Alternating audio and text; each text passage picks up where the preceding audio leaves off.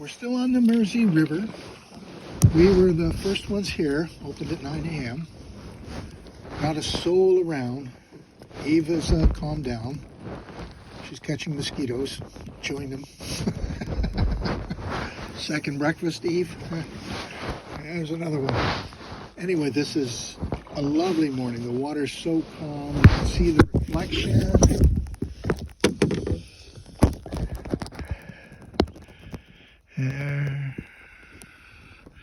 Greta has found a little spot under me. That's where she prefers.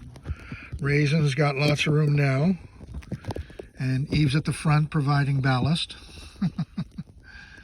Anyway, not a soul on the river. So peaceful and quiet. Perfect.